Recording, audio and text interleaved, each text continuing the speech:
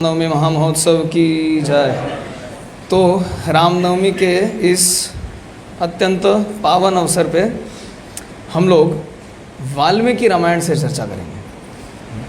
भारत में कई प्रकार के रामायण हैं, ये मूल रामायण है, आदि है, यहीं से शुरुआत होती है। इसके अलावा कई प्रकार के रामायण ये दुनिया में इतना प्रसिद्ध नाट्य है, काव्य है कि कई दूसरे परंपराओं में भी, दूसरे देशों में भी, मलेशिया इत्यादि देशों में भी अपना अपना रामायण है उनका।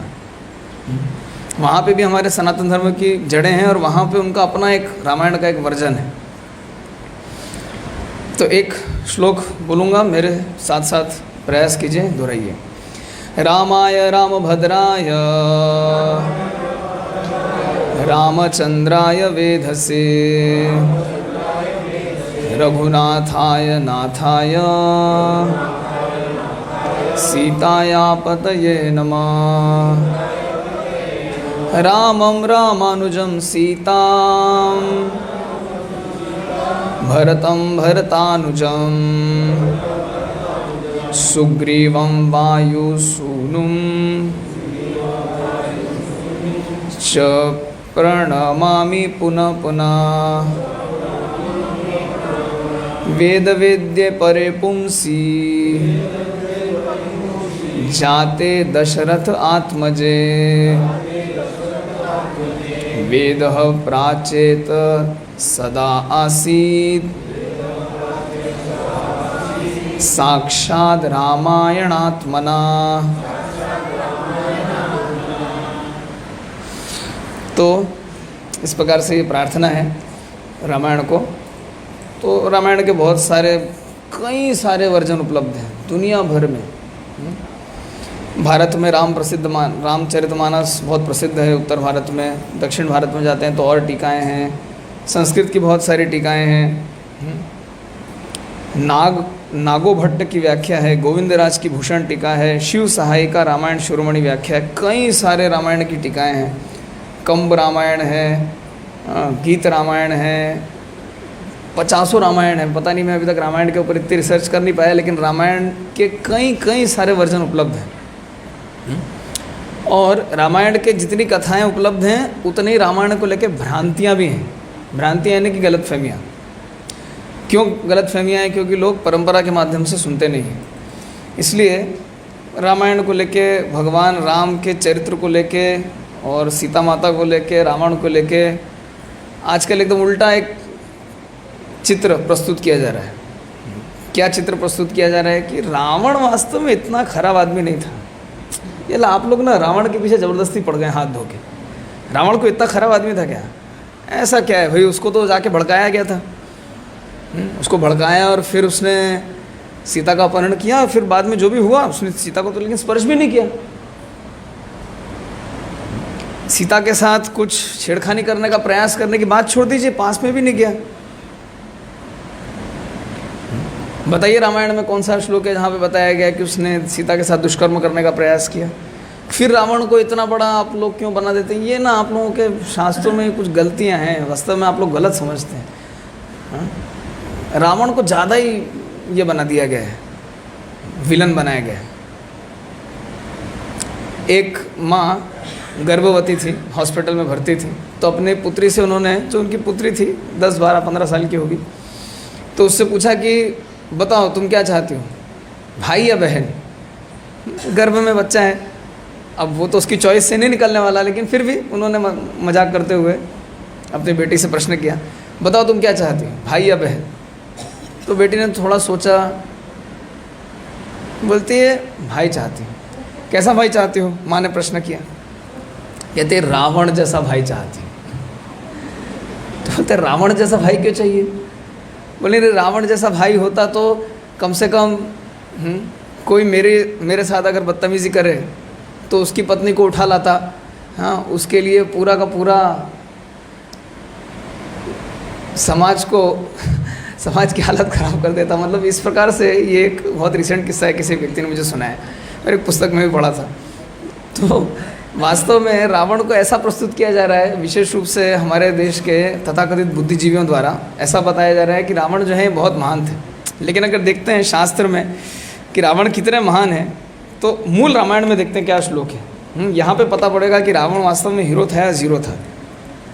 तो मैं पहले सत्र में इसी के बारे में थोड़ा बताने का प्रयास करूँगा, क्योंकि रामायण को लेके और इन कथाओं को लेके बहुत सारा कन्फ्यूजन है जिसको ऐसा लगता है कि दूर करना चाहिए। तो सबसे पहले अरण्य कांड में इसके ऊपर चर्चा की जाती है। अरण्य कांड जहाँ पे जो रावण की बहन थी शूर्पणखा, ये जाती है और राम लक्ष्मण को रिझाने का प्रयास करती है। वास्तव में राम के ऊपर बहुत मोहित हैं, क्योंकि राम तो पूर्ण पुरुषोत्तम भगवान है, सर्वाकर्षक हैं, सबको अपनी ओर आकर्षित करते हैं। और आकर्षित करते करते ऐसा आकर्षित किया कि रावण की बहन शूर्पणखा जाके रामचंद्र से कहती है, जय गौनिताय भगवान की जय। शूर्पणखा जाके राम से क्या कहती है, मैं आपसे विवाह करना चाहती हूँ, बट देखने में बड़े अच्छे। तो राम जी क्या कहते हैं, भाई मेरी तो ऑलरेडी एक पत्नी है, फिर उसका क्या होगा।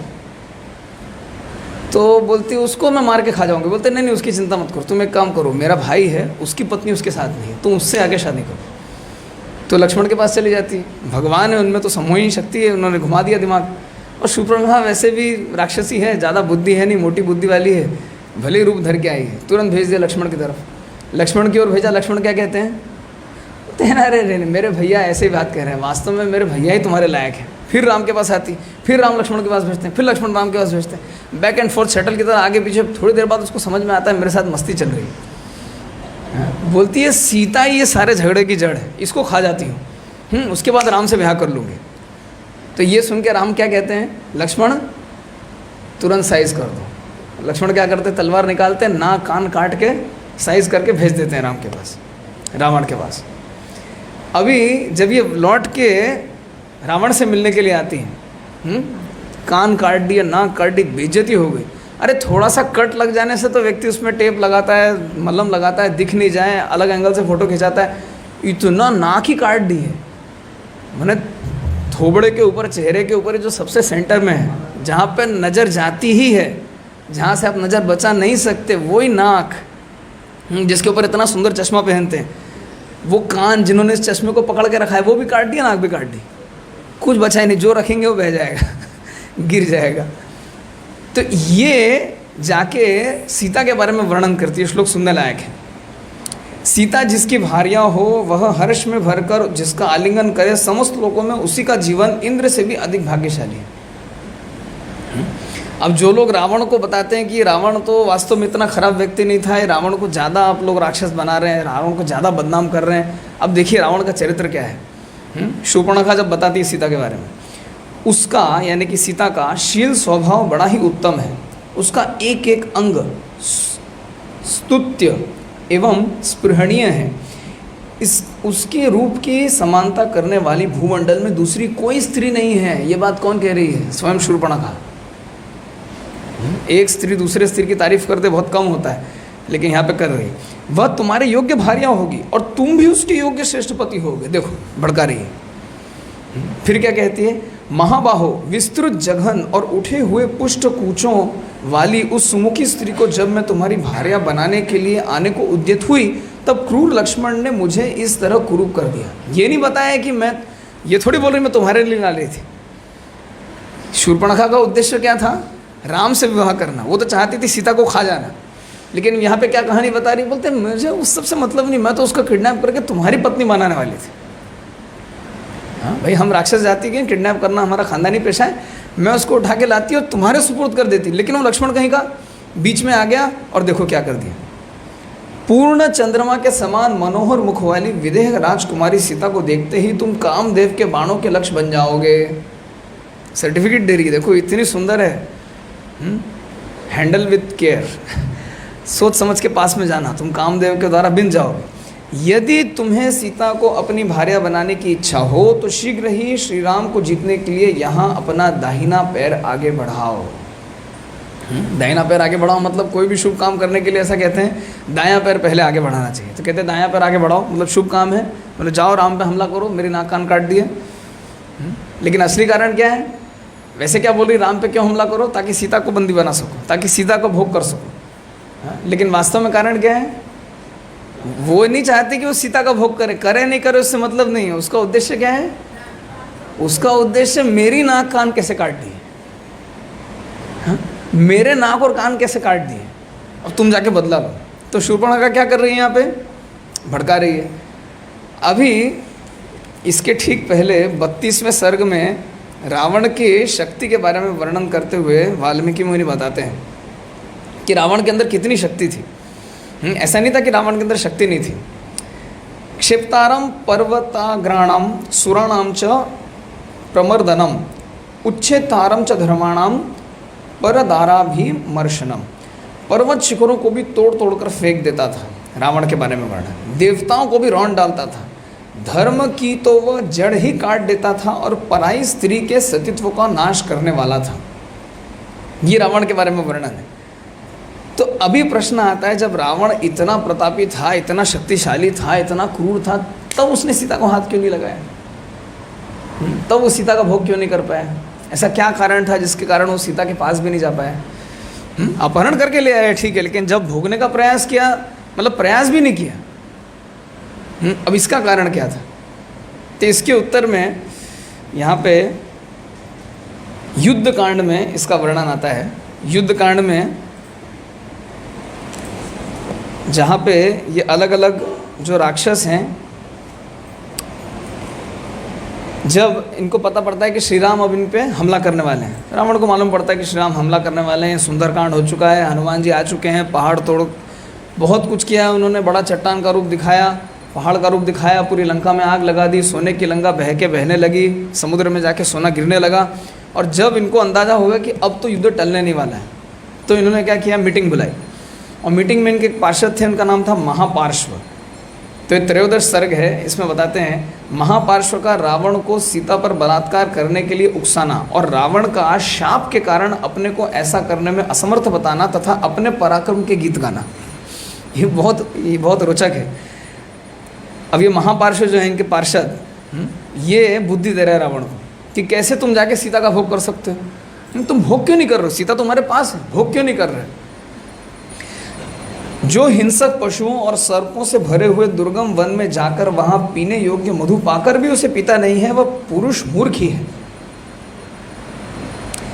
शत्रुसूदन महाराज, आप तो स्वयं ही ईश्वर हैं। आपका ईश्वर कौन है? आप शत्रुओं के सिर पर पैर रखकर विदेह कुमारी सीता के साथ रमण कीजिए। अरे हम लोग हैं ना, आप जाइए ना, भोग कीजिए ना, कौन मना कर रहा है? सीना ठोक के कह रहे। महाबली वीर, आप कुक्कुटों के बर्ताव को अपनाकर सीता के साथ बलात्कार कीजिए। कुक्कुट यानी मुर्गी, कुक्कुट पालन। एक कुक्कुट पालन के लिए एक मंत्रालय होता है, मिनिस्ट्री होती है। कुक्कुट पालन है, मुर्गी पालन। बोल रहे कुक्कुटों के समान बर्ताव कीजिए, मुर्गी के समान बर्ताव कीजिए। बारंबार आक्रमण करके उसके साथ रमण एवं भोग कीजिए। जब आपका मनोरथ सफल हो जाएगा तब फिर आप पर कौन सा भय आएगा? यदि वर्तमान एवं भविष्य काल में कोई भय आया भी तो समस्त भय का यथोचित प्रतिकार किया जाएगा। हम लोगों के साथ यदि महाबली कुंभकर्ण और इंद्रजित खड़े हो जाएं तो ये दोनों वज्रधारी इंद्र को भी आगे बढ़ने से रोक सकते हैं।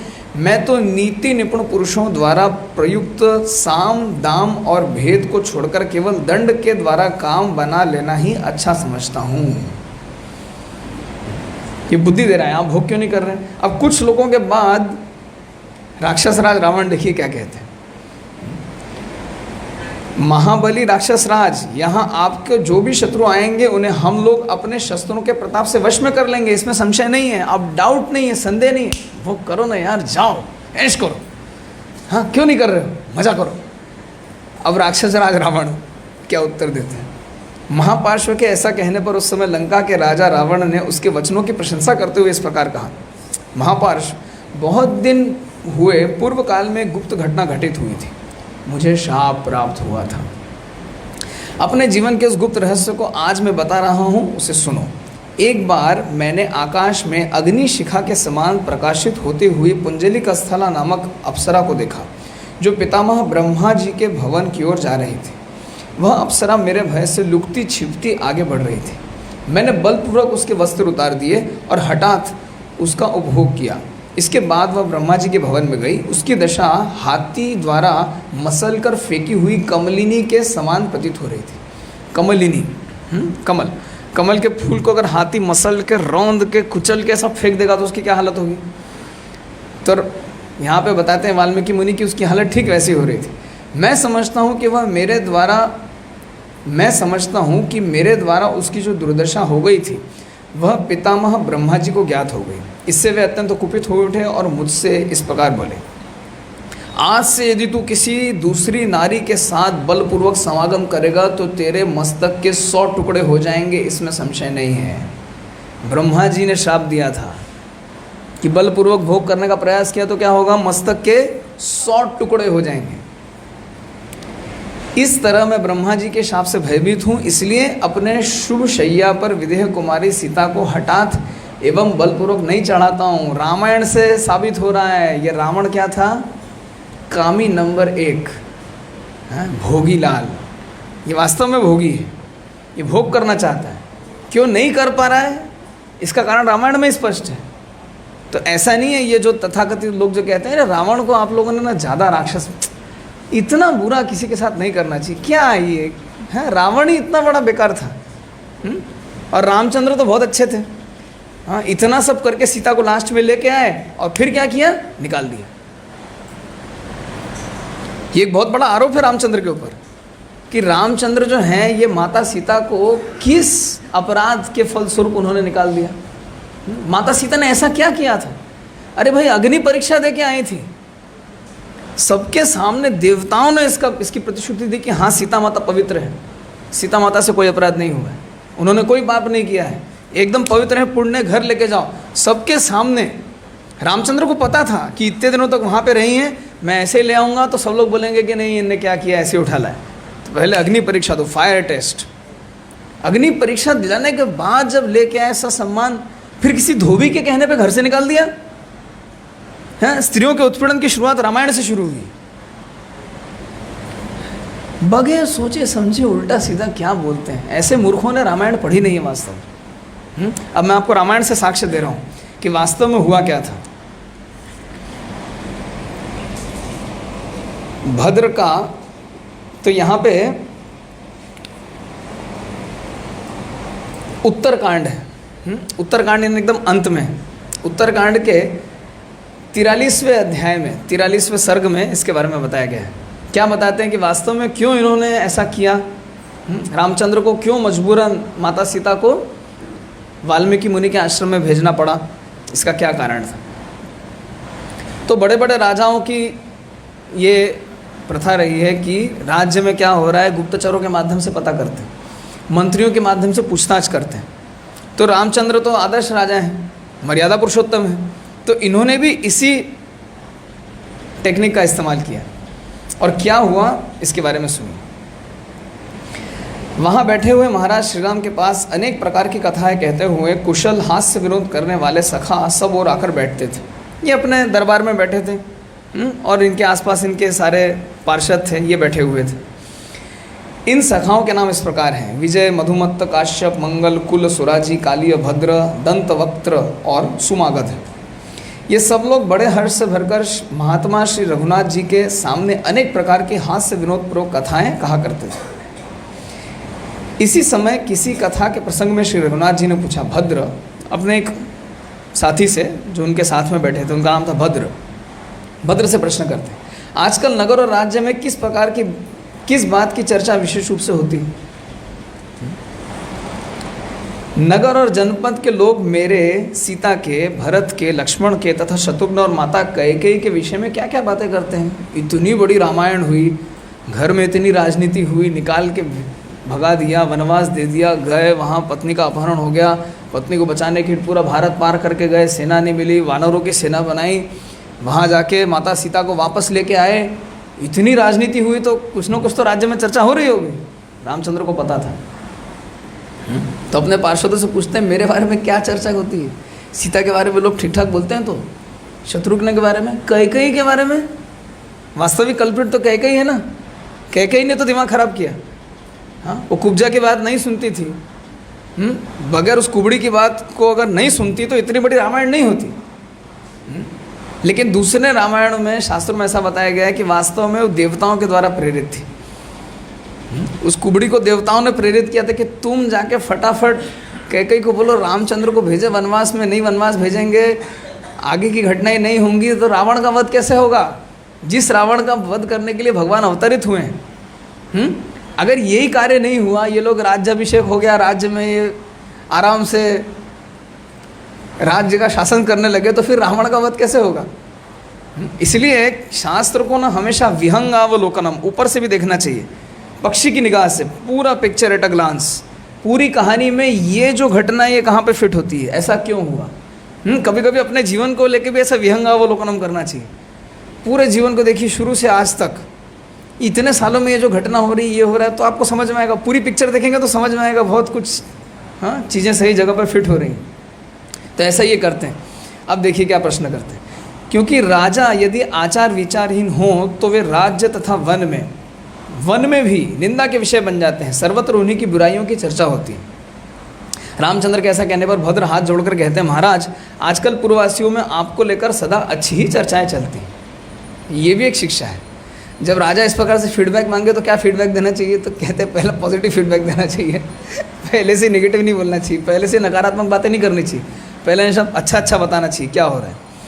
सौम्य पुरुषोत्तम दशग्रीव वध संबंधी जो आपकी विजय है उसको लेकर नगर में सब लोग अधिक बातें किया करते हैं। सब लोग कह रहे हैं आपने किस प्रकार से विजय प्राप्त की, आप कितने बड़े प्रतापी राजा हैं, आप मर्यादा पुरुषोत्तम हैं, आप ये हैं, आप वो हैं। रामचंद्र अपने आप को चाटुकारों से घेर कर नहीं बैठे थे। रामचंद्र ने क्या किया, पूछते हैं। देखिए लीडर को कैसे होना चाहिए, अपने आप को चाटुकारों से नहीं घेर लेना चाहिए, हाँ वास्तविकता पूछनी चाहिए। तो अभी ये प्रश्न करते हैं। भद्र के ऐसा कहने पर श्री गुरुनाथ जी ने कहा, पूर्ववासी मेरे विषय में कौन कौन सी शुभ या अशुभ बातें कहते हैं, इन सबको यथार्थ रूप से पूर्णतः बताओ। सच बोलो भैया, पूरा पूरा बताओ, तेल मत लगाओ, मुझे मक्खन लगा के तुम्हें कुछ मिलने वाला नहीं है। मैं आचरण करूंगा और अशुभ बातें सुनकर जिन्हें वे अशुभ समझते हैं उन कृत्यों को त्याग दूंगा। तुम विश्वस्त और निश्चिंत होकर बेखटके कहो वे मेरे बारे में क्या अशुभ चर्चाएं करते हैं। फीडबैक ले रहे हैं, फीडबैक लेना बहुत ज़रूरी है। हमारी भक्ति में हम क्या कर रहे हैं नहीं कर रहे हैं हमको समझ में नहीं आएगा, दूसरों से फीडबैक लेना चाहिए। कभी कभी सबसे लेने की ज़रूरत नहीं है, लेकिन कभी कभी दूसरों से, जो हमारे विश्वस्त हैं, जो हमारे करीबी हैं, इनसे हमको फीडबैक लेना चाहिए कि हम जो कर रहे हैं वो ठीक है कि नहीं। रघुनाथ जी के ऐसा कहने पर भद्र ने हाथ जोड़कर एकाग्रचित्त होकर उस महाबाहु श्री राम से यह परम सुंदर बात कही। राजन सुनिए, पूर्ववासी मनुष्य चौराहों पर, बाजार में, सड़कों तथा वन और उपवन में भी आपके विषय में किस प्रकार शुभ शुभ बातें कहते हैं मैं बता रहा हूँ। मतलब सिर्फ धोबी नहीं कह रहा था ये बात, जो रामचंद्र के ऊपर लांछन लगाया जाता है, आरोप लगाया जाता है। एक धोबी की बात कहने पर अपनी पत्नी को निकाल दिया इन्होंने, नहीं, धोबी नहीं कह रहा था, अयोध्या के सारे निवासी कह रहे थे। हाँ क्या कह रहे थे वे? कहते हैं श्री राम ने समुद्र पर पुल बांधकर दुष्कर कर्म किया है, ऐसा कर्म तो पहले किसी ने, देवताओं और दानवों ने भी नहीं सुना होगा। श्री राम द्वारा दुधर्ष रावण सेना और सवारियों सहित मारा गया तथा राक्षसों सहित रीछ और वानर भी वश में कर लिए गए, परंतु एक बात खटकती है, एक प्रॉब्लम है। युद्ध में रावण को मारकर श्री रघुनाथ जी सीता को अपने घर ले आए, उनके मन में सीता के चरित्र को लेकर रोष या अमर्ष नहीं हुआ। सब ठीक है, अब गए, हमला किया, हाँ रावण को मार दिया वगैरह वगैरह वगैरह, लेकिन ऐसे ले आए सीता को।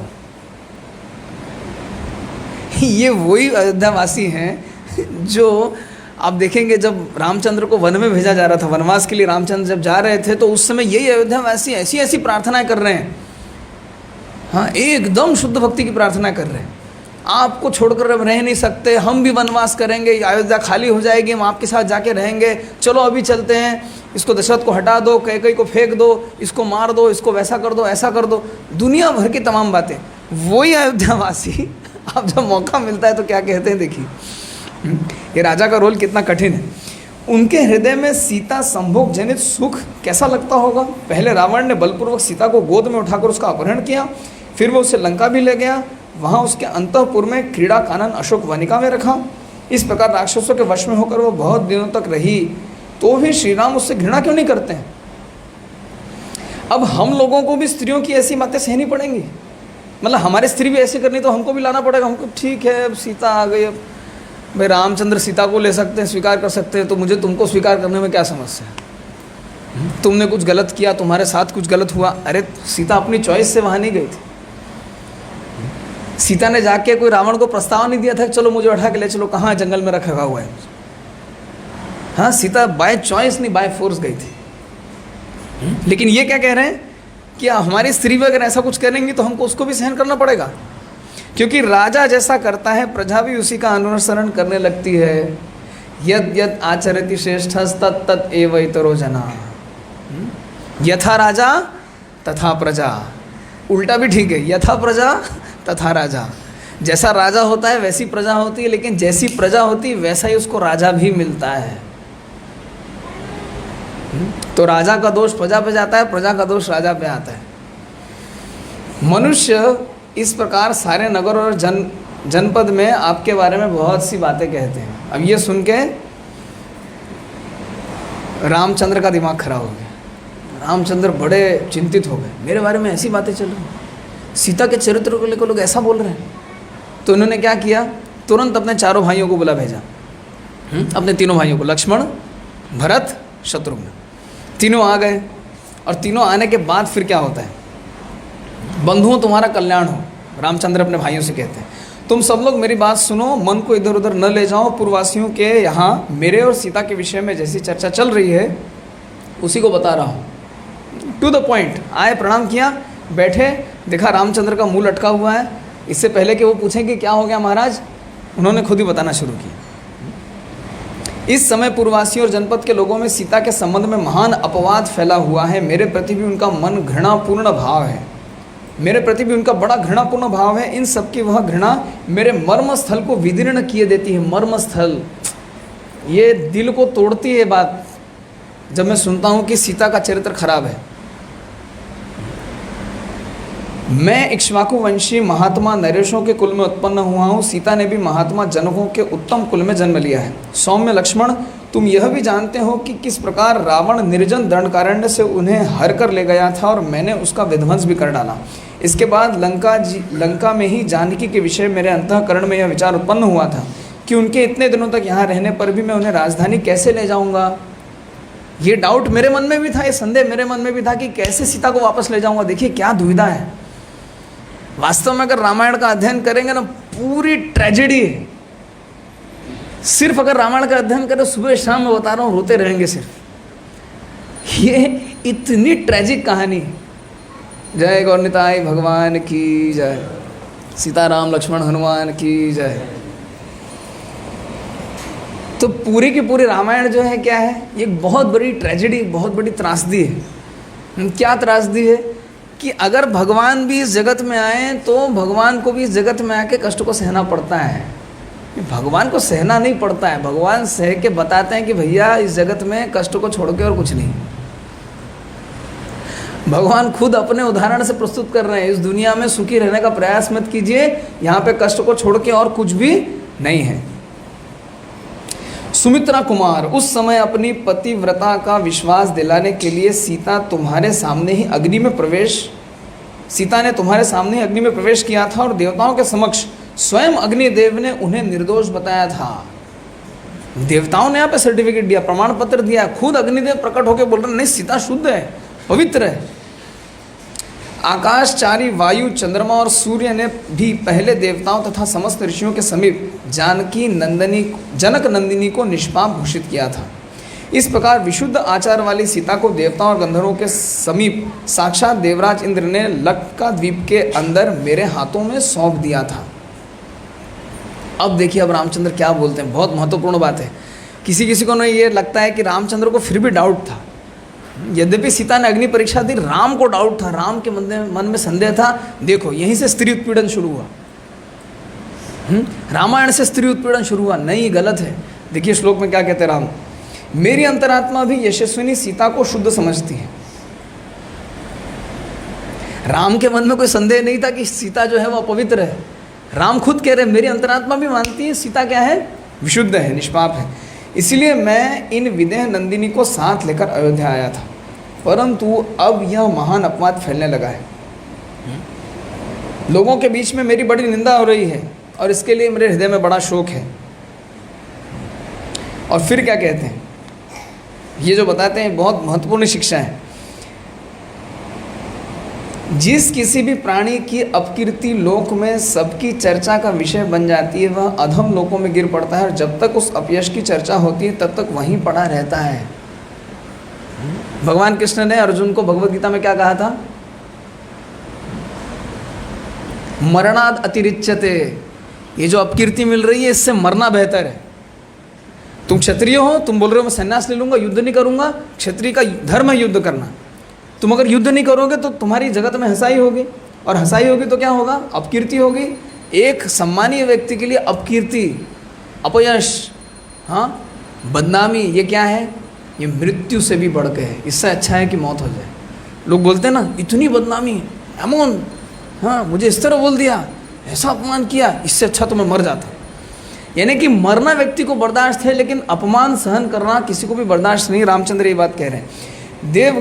देवगण लोकों में अपकीर्ति की निंदा और कीर्ति की प्रशंसा करते हैं। समस्त श्रेष्ठ महात्माओं का सारा शुभ आयोजन उत्तम कीर्ति का स्थापन करने के लिए ही होता है। नर श्रेष्ठ बंधुओं में लोक निंदा के भय से अपने प्राणों को और तुम सबको भी त्याग सकता हूं, फिर सीता को त्यागना कौन बड़ी बात है?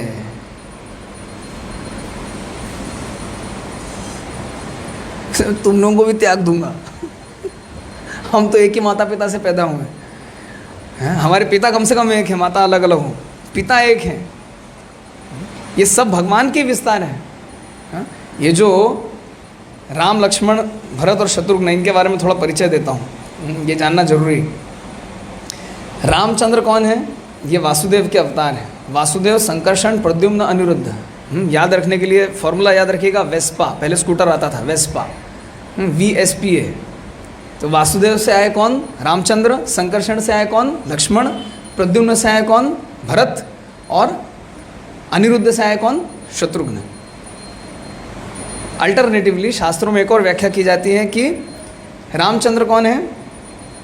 बताते हैं मुकुंद। लक्ष्मण कौन है? शेषनाग। भरत कौन है? सुदर्शन चक्र। और शत्रुघ्न कौन है? पांचजन्य शंख। ये भगवान के अलग अलग, हाँ, आयुध हैं, इनके अवतार हैं।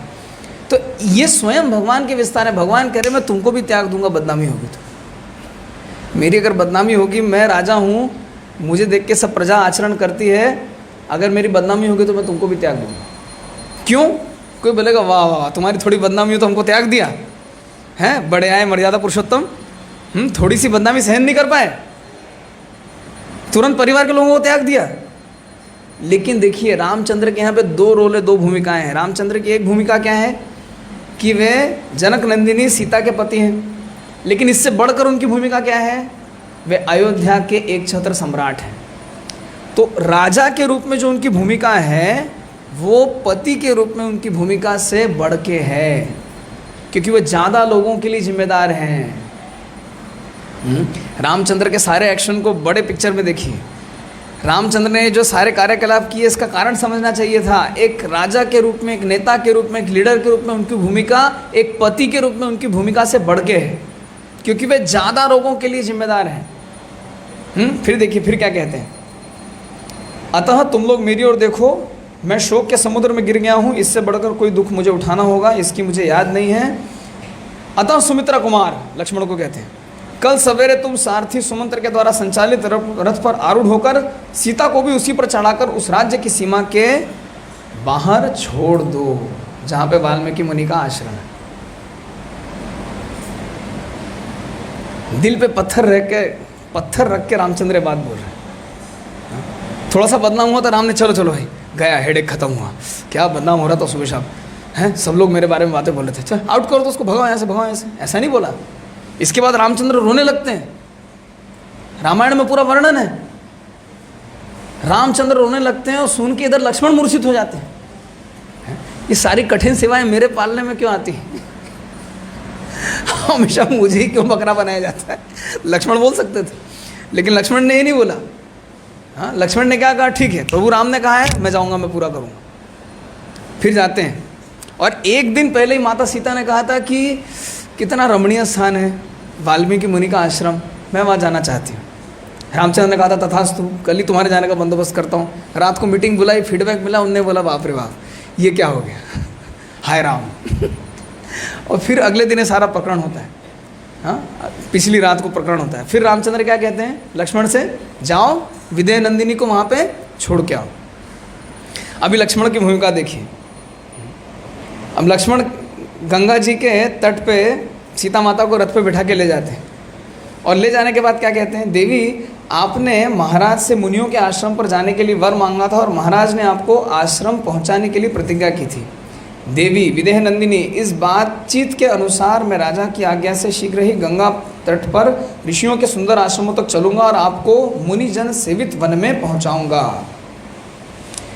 जब सीता माता रास्ते में जाती है तो उनको बहुत सारे अपशकुन दिखते हैं। कहती है रघुनंदन, मुझे बहुत से अपशकुन दिखाई देते हैं। रघुनंदन मतलब अकेले रामचंद्र नहीं है, क्योंकि सब रघु की संतान है ना। इक्ष्वाकु वंश में एक महान राजा हुए थे दिलीप, इसी में हुए रघु, फिर उनके पुत्र हुए अज, उनके पुत्र हुए दशरथ, उनके पुत्र हुए राम। तो इन सबको रघुनंदन कह सकते हैं। तो कहते हैं रघुनंदन मुझे बहुत सारे अपशकुन दिखाई देते हैं, मेरी दाईं आँख फड़कती है। जब स्त्रियों के दाहिने भाग में अंग में कोई अंग, शरीर में कोई अंग फड़कता है तो ये क्या है, ये अपशकुन है। लेकिन पुरुषों का दायां भाग फड़कता है तो शकुन है। उल्टा स्त्रियों का बायां भाग फड़केगा तो अपशकुन है। सॉरी, जब किसी का भी बायां भाग फड़केगा तो ये क्या है, अपशकुन है, और दायां भाग फड़केगा तो ये क्या है, शुभ शकुन है। स्त्रियों के लिए उल्टा, पुरुषों के लिए उल्टा। पुरुषों का राइट शकुन है, स्त्रियों का लेफ्ट शकुन है। स्त्रियों का राइट अपशकुन है, पुरुषों का लेफ्ट अपशकुन है। याद रहेगा ये, शकुन शास्त्र में कहते मेरे मन में बड़ी उत्कंठा हो रही है, मुझे समझ में नहीं आ रहा क्या हो। अब सब होके जब फाइनली ये उनको लेके जाते हैं, गंगा पार कराते हैं, फिर भी रोए जा रहे हैं। और सीता बोलती तुम एक दिन के लिए रामचंद्र से विचो सहन नहीं कर सकते। मुझे पता है तुम्हें रामचंद्र बड़े प्रिय हैं, मुझे भी उनकी बहुत याद आ रही है, लेकिन तुमको एक दिन, कम ऑन, एक दिन तुमको सहन नहीं होता। अरे कल जाएंगे फिर से मिलेंगे हम रामचंद्र से, ऐसी भी क्या बात है, मुझे भी उनकी बहुत याद आ रही है। अब देखिए, अब लक्ष्मण क्लाइमैक्स में बताते हैं, विदेह नंदिनी मेरे हृदय में सबसे बड़ा कांटा यही खट रहा है कि आज रघुनाथ जी ने बुद्धिमान होकर भी मुझे वह काम सौंपा है जिसके कारण लोक में मेरी बड़ी निंदा होगी।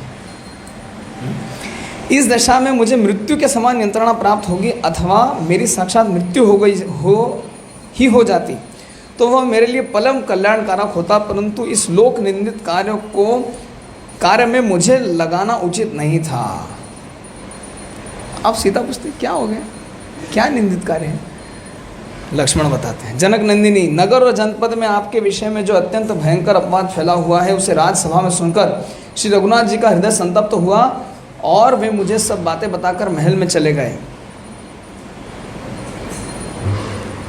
राजा श्री राम जिन अपवाद वचनों को दुख न सह सकने के कारण अपने हृदय में रख लिया है, उन्हें मैं आपके सामने बता नहीं सकता, इसलिए मैंने उनकी चर्चा छोड़ दी है। आप मेरे सामने निर्दोष सिद्ध हो चुकी हैं, तो भी महाराज ने लोकापवाद से डरकर आपको त्याग किया है। देवी, आप कोई और बात न समझें, अब राजा की आज्ञा मानकर तथा आपकी भी ऐसी ही इच्छा समझकर मैं आश्रम के पास ले जाकर आपको वहीं छोड़ दूंगा। अभी इनको समझ में आ रहा लक्ष्मण इतना क्यों रो रहे हैं।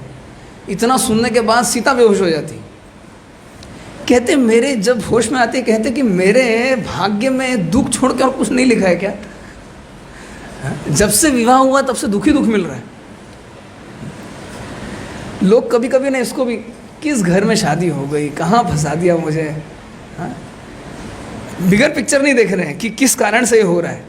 क्या कह रहे हैं, कहाँ फंसा दिया मुझे, लगता है मेरी किस्मत में कुछ अच्छा लिखा ही नहीं है। अभी भी लोग कह सकते हैं, अरे लोग बोलते हैं तो क्या हुआ, क्या छोड़ना न्याय हुआ। रामचंद्र को सीता का त्याग नहीं करना चाहिए था, ये तो संपूर्ण रूप से अन्याय है। एक छोटा सा उदाहरण देता हूँ। किसी देश का गुप्तचर अगर किसी शत्रु देश में जाके पकड़ा जाए, जो जिस देश का गुप्तचर है, क्या वो देश स्वीकार करेगा कि हमारा गुप्तचर है?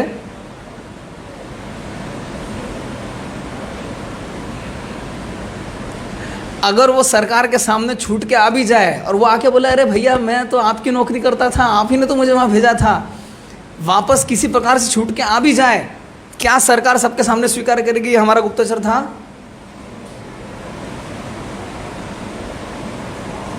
पूरे देश के सुरक्षा तंत्र को बनाए रखने के लिए अगर सरकार को उस गुप्तचर को त्याग करना पड़े, क्या सरकार करेगी?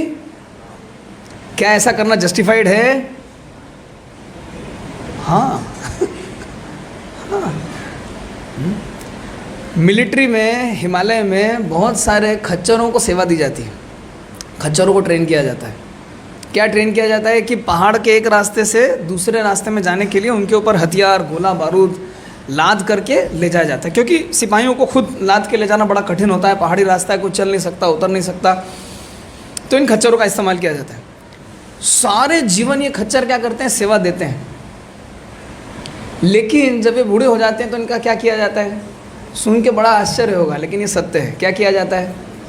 इनको इंजेक्शन देके मार दिया जाता है। ऐसे ही एक मारे हुए खच्चर को फिर से केमिकल देके जिंदा करके नहीं, मतलब उसका पुतला बना के खड़ा किया हुआ था और म्यूज़ियम में रखा हुआ था कि ये वो खच्चर हैं जो इस प्रकार से हमारे सिपाहियों के बंदूकें ले जाते हैं। तो इस संग्रहालय में जाने पे एक छात्र ने अपने टीचर से प्रश्न किया कि इनको यहाँ पे इस प्रकार से तो देख के लग रहा है जिंदा था, फिर अभी केमिकल डाल के खड़ा, इस प्रकार से क्यों खड़ा किया है? तो टीचर ने बताया नहीं, इनको वास्तव में मार दिया जाता है। छात्र ने प्रश्न किया, अरे देश की इतनी सेवा करी, मार दिया उनको? हैं? वो खच्चर कहीं के, टट्टू कहीं के, तो उनको मार दिया? उनको कम से कम भेज देना था, भाई वो गांव में रहते हैं, वहीं किसी गांव में दे देते, वहीं पे सेवा करते। लेकिन इन खच्चरों को सेना के जाने आने वाले सारे रास्ते पता थे। अगर ये शत्रुओं के हाथ में पड़ जाते तो खच्चर क्या करते? इन खच्चरों के माध्यम से हमारे या किसी भी देश के जो गोपनीय ठिकाने हैं, जहाँ पे उनके सुरक्षा संबंधी सभी कुछ तामझाम है, उनके बारे में पता पड़ जाता है। और अगर इनको गांव वालों के हाथ में देते तो इनके लिए क्या होता कि जिन्होंने देश की सेवा की वो अब दूसरे के कपड़े ढोएंगे, वो भी सम्मानपूर्वक नहीं था। इसलिए ऐसे खच्चरों को न चाहते हुए भी फौज क्या करती है? सुला देती है मौत के घाट। ये वास्तविकता है, बता रहा हूँ आपको। आप मेरी बात पे विश्वास नहीं तो यूट्यूब पे जाके आप वीडियो चेक कर सकते हैं। ऐसा ही होता है।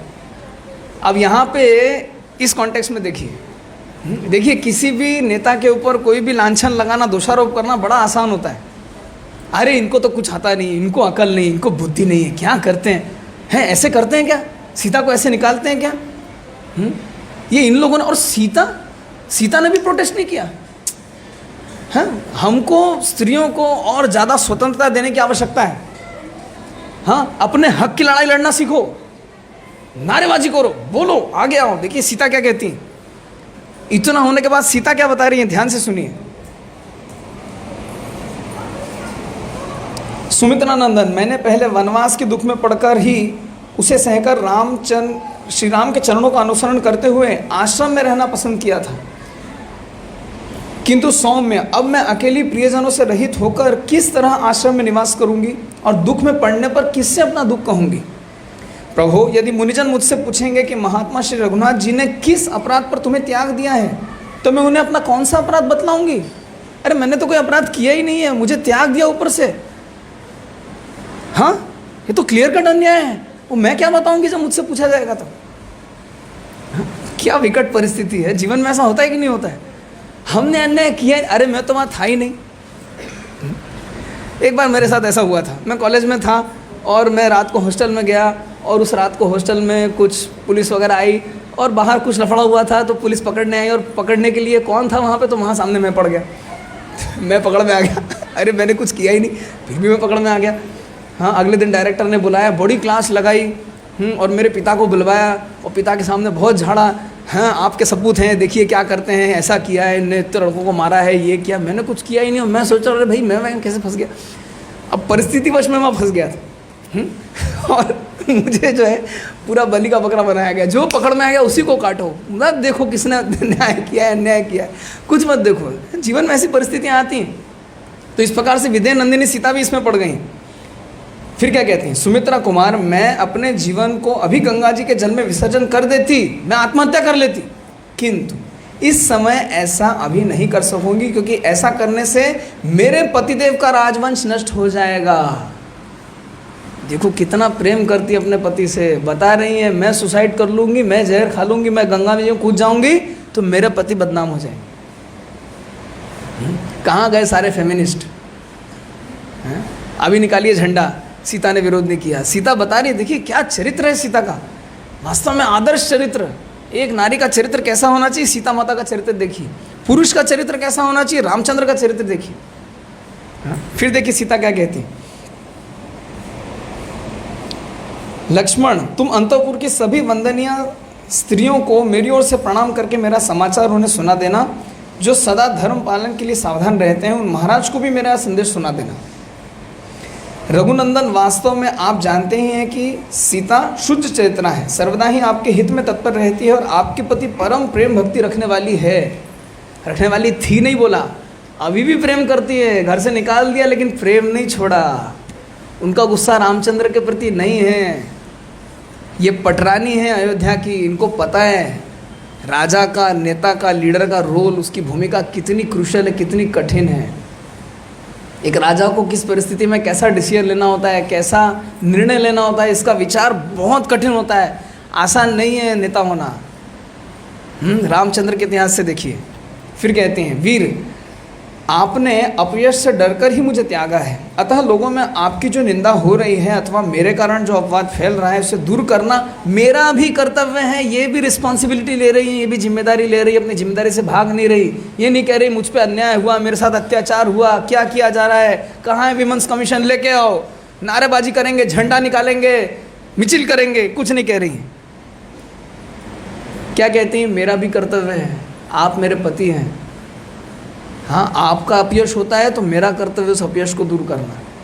चरित्र देखिए सीता का, ये ओरिजिनल रामायण, मूल रामायण से बता रहा हूँ श्लोक से। क्योंकि मेरे परम आश्रय आप ही हैं। लक्ष्मण तुम महाराज से कहना कि आप धर्मपूर्वक बड़ी सावधानी से रहकर पूर्ववासियों के साथ वैसा ही बर्ताव करें जैसा अपने भाइयों के साथ करते हैं। अब ये भी नहीं कह रही क्लास लगाना तो इन सबकी, सबको लेके आना। कौन कौन बोला था मेरे नाम के बारे में? हाँ, सीसीटीवी फुटेज निकालो। लोग यहाँ आते हैं, दुनिया भर के बड़े बड़े मोतियों की, सोने की माला चोरी होती, फिर कहते सीसीटीवी फुटेज निकालो। अरे भाई, इतनी बड़ी भीड़ में आते हैं तो क्यों आप पहन के आते हैं? अपने सामान का ध्यान स्वयं रखा करिए। हाँ, सीसीटीवी फुटेज आपको दिखाई जाएगी, ये बात सत्य है, इसमें कोई दो राय नहीं है। लेकिन अपने सामान की रक्षा करना है आपकी खुद की जिम्मेदारी। सीता माता यहाँ पे कहती हैं कि नगरवासियों की बात से आपने मुझे निकाल दिया, लेकिन इसका ये मतलब नहीं है आप उनकी क्लास लगाएंगे, आप उनके साथ दुराचरण करेंगे, नहीं। आप उनके साथ, अपने भाइयों के साथ ही पूर्ववत व्यवहार कीजिएगा। यही आपका परम धर्म है और इसी से आपको परम उत्तम यश की प्राप्ति हो सकती है। राजन, पूर्ववासियों के प्रति धर्मानुकूल आचरण करने से जो पुण्य प्राप्त होगा वही आपके लिए उत्तम धर्म और कीर्ति है। पुरुषोत्तम, मुझे अपने शरीर के लिए कुछ भी चिंता नहीं है। जिस प्रकार पूर्ववासियों के अपवाद से बचकर रहा जा सके उसी तरह आप रहें। स्त्री के लिए तो पति ही देवता हैं, पति ही बंधु हैं, पति ही गुरु हैं। पतिर ही देवता नार्या, पतिर बंधु पतिर गुरु। ये सीता माता के बोले हुए वचन है, नोट कर लीजिए। सीता माता अभी भी फ्रस्ट्रेटेड नहीं है। ये नहीं कह रही मेरे साथ अपमान हुआ, मेरे साथ अन्याय हुआ, मेरा अपमान किया गया, चलो डिस्ट्रिक्ट कोर्ट में अभी मुकदमा देती हूँ। हाँ, स्त्री उत्पीड़न का मामला यहीं से शुरू हुआ है, दुनिया का पहला केस नहीं। ये गलत फहमी है, कोई पहला केस नहीं है और इसमें कोई स्त्री उत्पीड़न नहीं किया जा रहा। सीता माता खुद बता रही कि ये जो हो रहा है ये आपके राजा होने के कारण हो रहा है। मैं आपकी मदद करूंगी कि आपका अपयश दूर हो जाए। मेरी ओर से सारी बातें तुम इसलिए पति ही बंधु है, पति ही गुरु है, इसलिए उसे प्राणों की बाजी लगा कर भी विशेष रूप से पति का प्रिय करना चाहिए। सीता माता कह रही प्राणों की बाजी लगा दूंगी आपके अपयश को दूर करने के लिए। सीता माता के चरित्र में दोष नहीं है, लेकिन सीता माता कह रही रामचंद्र के चरित्र में भी कोई दोष नहीं है। सब कुछ होने के बाद फाइनली जब सीता माता वापस आती हैं लव कुश के द्वारा रामायण सुनते हैं, और रामायण सुनने के बाद क्या कहते हैं, अरे कहाँ है सीता, याद आती सीता की उनको, एक्चुअली तो उनको याद आती है सब समय। और जब सीता माता को सामने लाया जाता है, फिर से परीक्षा होती है, सीता माता क्या कहती हैं, हे भूमि देवी, अगर मैं पवित्र हूँ, अगर मैंने अपने प्रभु श्री रामचंद्र के चरणों को छोड़ के किसी और का ध्यान नहीं किया है, तो तुरंत मुझे अपनी गोद में शरण दीजिए। बात सुनते ही धरती फट जाती है और सीता माता अंदर चली जाती है। सबके सामने पब्लिकली प्रूव हो जाता है, साबित हो जाता है, सत्यापित हो जाता है कि सीता माता निष्पाप है। इसके बाद अयोध्यावासी क्या करते हैं, जो पहले दुनिया भर की बातें कर रहे थे, PNPC कर रहे थे, दुनिया भर की बकवास कर रहे थे, अब रोने लगते हैं। हाँ, अब पछतावे होत क्या जब चिड़िया चुग गई खेत। अभी तो चले गई सीता माता, अब रोते रहिए सारी जिंदगी। रामचंद्र इतने कुपित हो जाते, बोलते धरती तुमको यहीं समाप्त कर दूंगा। हाँ, तुरंत पेट फाड़ के सीता को बाहर निकालो, वापस लाओ सीता को, नहीं तो तुमको यहीं समाप्त कर दूंगा। ब्रह्मा जी ऊपर से नीचे उतर जाते, बोलते प्रभु आपकी लीला का समय अभी हो गया है, अभी आप राज्य पे शासन कीजिए, ये दैव से हुआ है। हाँ, ये सब कुछ डेस्टिनी है, दैव है। तो दैव मतलब कौन है, स्वयं श्री रामचंद्र है। दैव मतलब श्री रामचंद्र से अलग तो कोई नहीं, लेकिन ब्रह्मा जी शिक्षा दे रहे हैं, हाँ, कि ये सब कुछ दैव से हो रहा है। प्रभु ये सब आपकी लीलाएं हम जानते हैं, अब कृपया आप कुपित मत होइए, शांत हो जाइए और राज्य पे शासन कीजिए। तो स्पष्ट हो रहा है ना, रामायण को लेकर कितनी ज़्यादा भ्रांतियाँ भरी हुई हैं। तो ठीक 10 बजे हमारा सेकंड सेशन होगा, दूसरा सत्र होगा, उसमें हम लोग थोड़ा और चर्चा करेंगे कि कैसे वाली का राम के द्वारा मारा जाना शास्त्रोचित था। कई लोग राम के ऊपर बड़ा लांछन लगाते हैं ना, अरे वाली को ऐसे मार दिया, कोने से मारा, सामने आके मारते, युद्ध में ललकारते, ये करते वो करते, कैसे मार दी। तो इस प्रकार की सारी भ्रांतियों को दूर करने का प्रयास करेंगे।